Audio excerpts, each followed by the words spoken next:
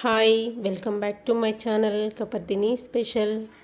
ಇವತ್ತಿನ ರೆಸಿಪಿ ಬಂದುಬಿಟ್ಟು ನಾನು ನಿಮಗೆ ಲಾಸ್ಟ್ ವಿಡಿಯೋದಲ್ಲಿ ಒಬ್ಬಟ್ಟು ಮಾಡುವುದು ಹೇಗೆ ಅಂತ ತೋರಿಸಿದ್ದೆ, ಅಂದರೆ ಹೋಳಿಗೆ ಮಾಡುವುದು. ಹಾಗೆ ಈ ವಿಡಿಯೋದಲ್ಲಿ ಹೋಳಿಗೆ ಸಾಂಬಾರು ಮಾಡುವುದು ಹೇಗೆ ಅಂತ, ಹೋಳಿಗೆ ಸಾರು ಅಥವಾ ಹೋಳಿಗೆ ರಸ ತುಂಬಾ ಈಸಿಯಾಗಿ ಮಾಡ್ಕೊಳ್ಳುವ ಮೆಥಡಲ್ಲಿ ಹೇಳ್ಕೊಡ್ತೀನಿ. ಹಾಗೆ ತುಂಬಾ ಚೆನ್ನಾಗಿರುತ್ತೆ ಈ ಮೆಥಡಲ್ಲಿ. ಒಮ್ಮೆ ನೀವು ತಪ್ಪದೆ ಟ್ರೈ ಮಾಡಿ. ಹಾಗೆ ಪ್ಲೀಸ್ ನಮ್ಮ ಚಾನಲ್ಗೆ ಸಪೋರ್ಟ್ ಮಾಡಿ, ಲೈಕ್ ಮಾಡಿ, ಶೇರ್ ಮಾಡಿ, ಪ್ಲೀಸ್ ಸಬ್ಸ್ಕ್ರೈಬ್ ಮಾಡ್ಕೊಳ್ಳಿ. ಪಕ್ಕದಲ್ಲಿ ಬರುವಂಥ ಬೆಲ್ ಐಕನ್ನ ಕ್ಲಿಕ್ ಮಾಡಿ.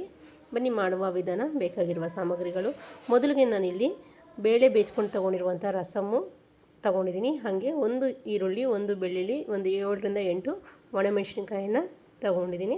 ಮತ್ತೊಂದು ಕಡಾಯನ್ನು ತಗೊಳ್ಳೋಣ. ಕಡಾಯ ಬಿಸಿಯಾದ ನಂತರ 1 ಚಮಚ ಜೀರಿಗೆ, ಒಂದು 1/4 ಟೀ ಸ್ಪೂನಷ್ಟು ಕಾಳು ಮೆಣಸನ್ನು ಸೇರಿಸ್ಕೊಂಡಿದ್ದೀನಿ. ಸೇರಿಸ್ಕೊಂಡು ಚೆನ್ನಾಗಿ ಫ್ರೈ ಆದ ನಂತರ ಅದನ್ನು ಡೈರೆಕ್ಟಾಗಿ ಮಿಕ್ಸರ್ ಜಾರ್ಗೆ ಸೇರಿಸ್ಕೊತಾ ಇದ್ದೀನಿ.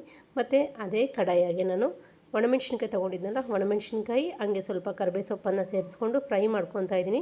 ನಾನಿಲ್ಲಿ ಯಾವುದೇ ಥರ ಎಣ್ಣೆಯನ್ನು ಉಪಯೋಗಿಸಿಲ್ಲ. ನೀವು ಬೇಕಿದ್ದರೆ ಎಣ್ಣೆಯನ್ನು ಉಪಯೋಗಿಸ್ಕೊಂಡು ನೀವು ಫ್ರೈ ಮಾಡ್ಕೋಬೋದು. ನಾನು ಹಂಗೆ ಡ್ರೈಯಾಗಿ ಫ್ರೈ ಮಾಡ್ಕೊಂಡಿದ್ದೀನಿ. ಮತ್ತು ಅದೇ ಕಡಾಯಿಗೆ ನಾನು 1 ಚಮಚ ಎಣ್ಣೆಯನ್ನು ಸೇರಿಸ್ಕೊಂಡಿದ್ದೀನಿ. ಎಣ್ಣೆ ಬಿಸಿ ಆದ ನಂತರ 1 ಮೀಡಿಯಮ್ ಸೈಜ್ದು ಈರುಳ್ಳಿ ಕಟ್ ಮಾಡಿ ತೊಗೊಂಡಿದ್ನಲ್ಲ ಅದನ್ನು ಸೇರಿಸ್ಕೊಳ್ಳೋಣ. ಹಾಗೆ 1 ಬೆಳ್ಳುಳ್ಳಿಯನ್ನು ಸೇರಿಸ್ಕೊಳ್ಳೋಣ. ನಾನಿಲ್ಲಿ ಕ್ವಾಂಟಿಟಿ ಕಮ್ಮಿ ತೊಗೊತಾ ಇದ್ದೀನಿ, ಏಕೆಂದರೆ ನಂದು ಬೇಳೆ ಕಟ್ಟು ಏನಿದೆಯೋ ಸ್ವಲ್ಪನೇ ಇದೆ, ಹಂಗಾಗಿ ಸ್ವಲ್ಪನೇ ಕ್ವಾಂಟಿಟಿಯಲ್ಲಿ ತೋರಿಸ್ತಾ ಇದ್ದೀನಿ. ನೋಡಿ, ಇದನ್ನೆಲ್ಲ ಚೆನ್ನಾಗಿ ಎಣ್ಣೆಯಲ್ಲಿ ಫ್ರೈ ಮಾಡ್ಕೊಂಡಿದ್ದೀನಿ. ಎಣ್ಣೆಯಲ್ಲಿ ಫ್ರೈ ಮಾಡಿಕೊಂಡು ಇವಾಗ ಇದನ್ನು ಕೂಡ ರುಬ್ಕೊಳ್ಳೋಕ್ಕೆ ಸೇರಿಸ್ಕೊಳ್ಳೋಣ. ಇದ್ರ ಜೊತೆಗೆ 1 ಟೊಮೊಟೊ ಹಣ್ಣು ಕೂಡ ಸೇರಿಸ್ಕೊಂಡಿದ್ದೀನಿ. ಟೊಮೊಟೊ ಹಣ್ಣು ಹಸಿದು ಸ್ಟವ್ ಆಫ್ ಮಾಡಿದ ನಂತರ ಸೇರಿಸ್ಕೊಂಡಿದ್ದೀನಿ. ನಾನಿಲ್ಲಿ ಯಾವುದೇ ಥರ ಫ್ರೈ ಮಾಡ್ಕೊಂಡಿಲ್ಲ. ಹಾಗೆ ಮಿಕ್ಸರ್ ಜಾರಿಗೆ ನಾವು ಫ್ರೈ ಮಾಡಿ ತೊಗೊಂಡಿರುವ ಎಲ್ಲದಕ್ಕೂ ಸ್ವಲ್ಪ ಒಂದು ಅರ್ಧ ಕಪ್ಪಷ್ಟು ಹಸಿ ಕಾಯಿ ತುರಿಯನ್ನು ಸೇರಿಸ್ಕೊಂಡಿದ್ದೀನಿ. ನೀವು ಒಣ ಕೊಬ್ಬರಿ ಕೂಡ ಸೇರಿಸ್ಕೋಬೋದು.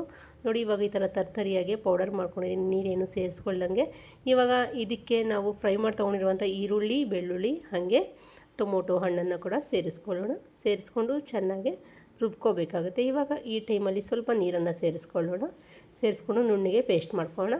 ಮತ್ತು ನಾವು ಯಾವ ಪಾತ್ರೆಯಲ್ಲಿ ಬೇಳೆಯನ್ನು ಬೇಯಿಸ್ಕೊಂಡಿದ್ವೋ ಅದೇ ಪಾತ್ರೆಯಲ್ಲಿ ನಾವು ರಸಮ್ ಮಾಡ್ಕೋಬೇಕಾಗತ್ತೆ.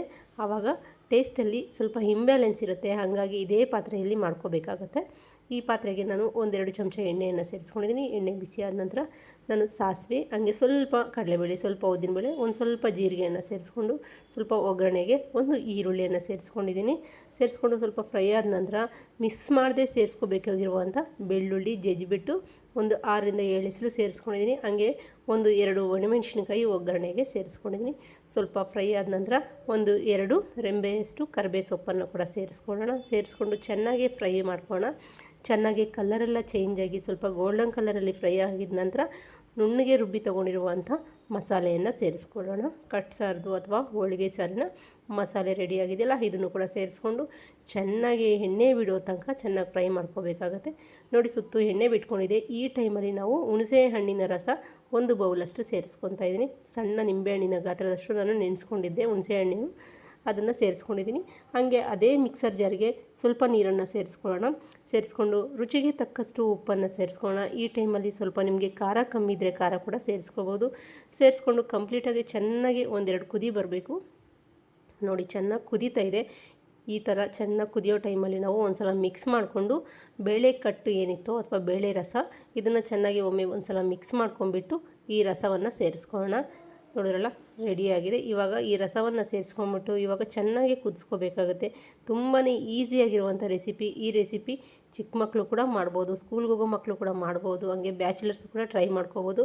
ನಮಗೆ ಮಾಮೂಲಿ ಬೇಳೆ ಒಬ್ಬಟ್ಟು ಮಾಡ್ದಾಗೆ ಅಂತ ಅಲ್ಲ, ಮಾಮೂಲಿ ಸ್ವಲ್ಪ ಬೇಳೆ ಹಾಕ್ಕೊಂಬಿಟ್ಟು ಈ ಥರ ಕೂಡ ಮಾಡ್ಕೋಬೋದು. ಬೇಳೆಗೆ ಒಗ್ಗರಣೆ ಮಾಡ್ಕೊಂಬಿಟ್ರೆ ಸೈಡ್ ಡಿಶ್ ಥರ ಕೂಡ ಮಾಡ್ಕೋಬೋದು. ತುಂಬಾ ಚೆನ್ನಾಗಿರುತ್ತೆ. ನೋಡಿ ಎಷ್ಟು ಚೆನ್ನಾಗಿ ಬಂದಿದೆ ಅಂತ, ತುಂಬಾ ಟೇಸ್ಟಿಯಾಗಿರುತ್ತೆ. ವೈಟ್ ರೈಸ್ಗೆ, ಮುದ್ದೆಗಂತ ಒಳ್ಳೆ ಕಾಂಬಿನೇಷನ್ ಅಂತಲೇ ಹೇಳ್ಬೋದು. ನಾನು ಲಾಸ್ಟ್ ವೀಡಿಯೋದಲ್ಲಿ ಹೋಳಿಗೆ ರೆಸಿಪಿಯನ್ನು ಬಿಟ್ಟಿದ್ದೆ, ಈ ವಿಡಿಯೋದಲ್ಲಿ ಸಾಂಬಾರನ್ನು ತೋರಿಸಿದ್ದೀನಿ. ನೋಡಿದ್ರಲ್ಲ, ಹೋಳಿಗೆ ಸಾರು ರೆಡಿಯಾಗಿದೆ. ಇವಾಗ ನಾನೊಂದು ಬೌಲ್ಗೆ ಸರ್ವ್ ಮಾಡ್ಕೊತಾ ಇದ್ದೀನಿ. ವಿಡಿಯೋ ಇಷ್ಟ ಆಗಿದ್ರೆ ಪ್ಲೀಸ್ ಲೈಕ್ ಮಾಡಿ, ಶೇರ್ ಮಾಡಿ, ಹಾಗೆ ಕಾಮೆಂಟ್ ಮಾಡಿ. ನೋಡಿದ್ರಲ್ಲ ಎಷ್ಟು ಚೆನ್ನಾಗಿ ಬಂದಿದೆ ಅಂತ. ನೋಡಿ, ನೀವು ತಪ್ಪದೇ ಟ್ರೈ ಮಾಡಿ. ಹಾಗೆ ವಿಡಿಯೋ ನೋಡಿರೋ ಪ್ರತಿಯೊಬ್ಬರಿಗೂ ಥ್ಯಾಂಕ್ ಯು.